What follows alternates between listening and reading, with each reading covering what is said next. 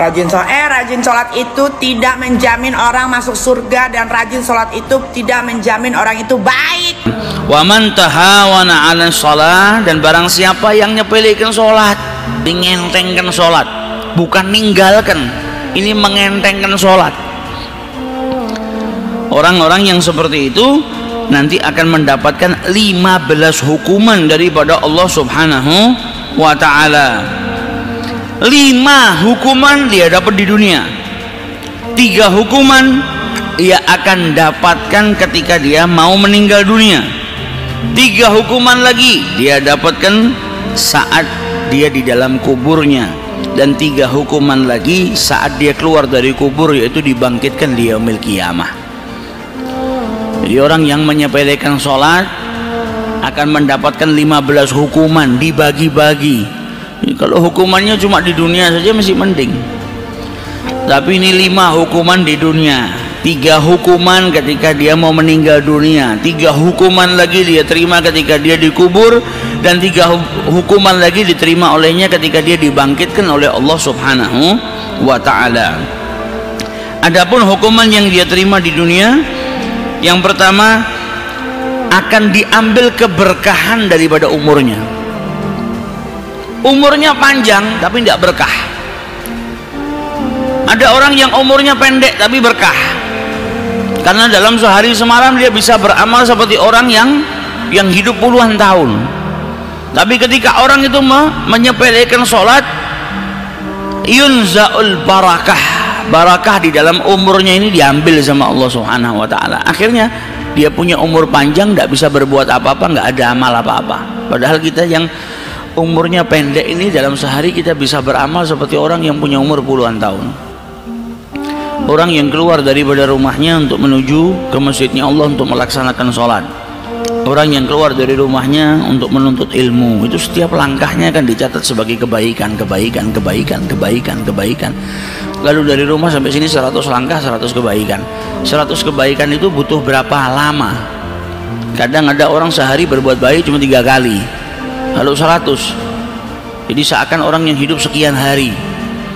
Belum lagi ada orang yang melaksanakan sholat sunnah, qabliyatul fajr khaira minad dunya wa ma fiha. Orang itu untuk mengumpulkan dunia jadi orang yang paling kaya butuh berapa puluh tahun. Sedangkan sholat qabliyatul fajr 2 rakaat lebih mulia daripada dunia dan seisinya. Berarti seperti dia hidup ratusan tahun. Karena mungkin orang 100 tahun hidup belum tentu bisa mengumpulkan dunia dan seisinya punya dia, tapi dengan 2 rakaat dia bisa dapatkan. Belum lagi ada fadilahnya sholat duha, belum lagi ada qobliyatul zuhur, ba'diyatul zuhur, belum lagi ada ba'diyatul maghrib, belum lagi banyak amalan-amalan yang bisa dia lakukan. Ini orang hidupnya cuma sekian puluh tahun tapi amalannya seperti orang yang hidup ratusan tahun. Itu yang disebut barakah dalam umur. Umurnya sedikit tapi amalnya banyak, diberi keberkahan oleh Allah Subhanahu wa ta'ala dalam umurnya. Nah, orang yang menyepelekan sholat ini, dia dijauhkan, diangkat oleh Allah Subhanahu wa ta'ala keberkahan dalam umurnya. Kemudian yang kedua, tamhu sima as-salihin min wajhihi. Tanda-tanda kesalehan itu dihapuskan oleh Allah Subhanahu wa ta'ala dari wajahnya. Sebaliknya orang yang sering melaksanakan sholat nampak tanda-tandanya orang soleh. Orang yang ahli sujud, orang yang ahli sholat disebutkan apa? Simahum fi wujuhihim min athari sujud. Nampak pada wajahnya itu tanda-tanda sujud. Maksudnya tanda-tanda sujud apa? Cahaya al-khusyuk, cahaya takutnya dia sama Allah, cahaya khusyuknya dia ketika sholat itu sampai nampak kepada wajahnya. Para ulama lain menafsirkan bahwasanya simahum fi wujuhihim min athari sujud adalah cahaya daripada wudhu. Seseorang yang melaksanakan wudhu kemudian melaksanakan sholat, nanti di yaumil qiyamah dibangkitkan oleh Allah Subhanahu wa ta'ala dengan wajah yang bercahaya. Ada perbedaan antara orang yang menyempurnakan wudhunya dengan orang yang tidak menyempurnakan wudhunya. Jadi orang-orang soleh ini punya ciri-ciri tertentu di wajahnya. Terkadang kita melihat orang soleh itu mukanya adem, tenang, ada cahaya yang dirasakan. Nah, ini tanda-tanda kesalehan seseorang itu kalau dia meninggalkan sholat dicabut tanda-tandanya oleh Allah Subhanahu wa ta'ala. Yang ada orang melihat kita malah sumpek, kelihatan ini orang ahli maksiat, wajahnya sama sekali dilihat bukannya bikin bahagia malah bikin sumpek, bikin tambah masalah. Kita keluar dari rumah misalnya sumpek, melihat orang yang lalai akan sholat malah nambahin sumpek. Karena apa? Karena dicabut tanda-tanda kesolehannya oleh Allah Subhanahu wa ta'ala. Kemudian kullu amalin ya'maluhu, dan setiap amal yang diperbuat olehnya tidak diberikan pahala oleh Allah Subhanahu wa ta'ala. Dia berbuat baik tapi menyepelekan sholat. Ini bisa menjadikan amal perbuatannya tidak diganjar, tidak diberi ganjaran oleh Allah Subhanahu wa ta'ala. Warabi ala yarfa'u lahu doa ila sama. Yang keempat, doanya nggak diangkat sampai ke langitnya Allah Subhanahu wa ta'ala. Jadi kalau doa cuma naik sedikit tak sudah, nggak nyampe ke Allah, alias ditunda ijabahnya sama Allah Subhanahu wa ta'ala, karena dia sedang bermaksiat, menyepelekan sholat. Orang yang menyepelekan sholat itu saat itu dia sedang bermaksiat kepada Allah Subhanahu wa ta'ala, maka doanya tidak naik kepada Allah Subhanahu wa ta'ala. Dan yang kelima, laisa lahu hadzun fi du'a'is salihin, dia tidak mendapatkan bagian daripada doa-doanya orang-orang yang saleh.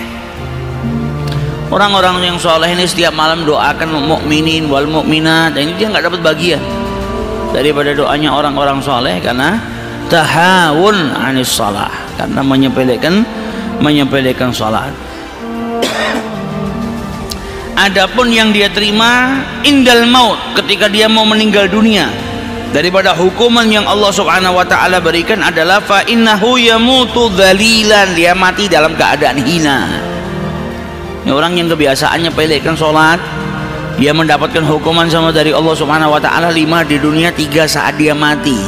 3 saat dia mati, yang pertama dia mati dalam keadaan hina, kemudian yang kedua dia mati dalam keadaan lapar, dan yang ketiga dia mati dalam keadaan haus, sampai dikatakan walau saqa biharid dunya, andai kata air yang ada di lautan itu semua dijadikan air minumnya, ma rawa min adshihi, maka dia tidak akan pernah merasa hilang kehausannya. Pada kesempatan yang lalu kita sudah bahas, setiap orang itu mati dalam keadaan haus. Setiap orang kalau mau meninggal dunia itu wafatnya dalam keadaan haus, kecuali orang yang wafat dalam keadaan ingat berzikir kepada Allah Subhanahu wa ta'ala. Nah, ini termasuk salah satunya orang yang lalai kepada Allah Subhanahu wa ta'ala adalah orang yang menyepelekan sholat. Ketika mati, dia matinya dalam keadaan hina, dia matinya dalam keadaan merasakan lapar yang luar biasa dan dahaga yang luar biasa. Dahaganya itu bukan dahaga seperti kita haus, kita minum air hilang dahaganya. Ini dahaganya saking luar biasanya, walaupun seandainya air yang ada di lautan itu diberikan kepada dia semua, dia minum tetap merasakan haus.